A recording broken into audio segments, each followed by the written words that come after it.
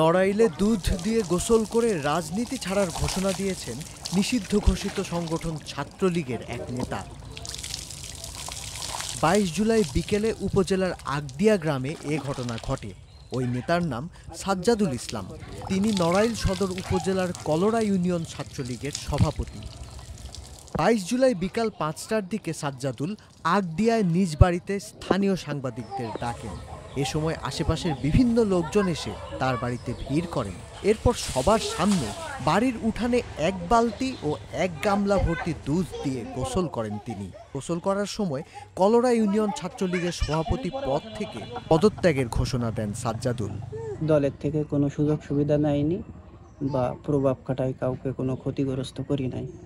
তারপরেও ৫ তারিখে পরে বিভিন্ন ধরনের আমার বাড়ি হামলা হয়েছে, বাড়ি ভেঙে থুয়ে গেছে, আমার মারার চেষ্টা করেছিল, পারিছিল না, পরে কেস দিয়েছে, আমি জেল কাটিছি।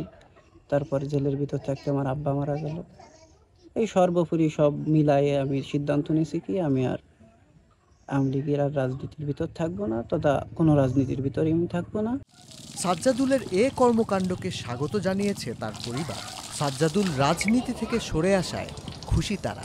দুধ দিয়ে গোসল করেছে, রাজনীতি করে আর সে রাজনীতি করবে না। আমরা আর্থিক কি মানবিক কৃষি সবকিছুতে আমরা মানে মার খাইছি, দল করতে যাই আমরা সবকিছুতে মার খাইছি। পথ দিয়ে যাচ্ছি তা দেখি এখানে আছে সাজ্জাদুল কাকু দুধ দিয়ে গোসল করতেছেন। তা আমি বিষয়টা খেয়াল করে আসলাম এই জায়গা, এসে দেখি কি যে উনি আছে দল থেকে পদত্যাগ করবে। তাই দুধ দিয়ে গোসল করে সাজ্জাদুলের রাজনীতি ছাড়ার ঘোষণার এ দৃশ্য দেখতে ভিড় করেন আশেপাশের লোকজন।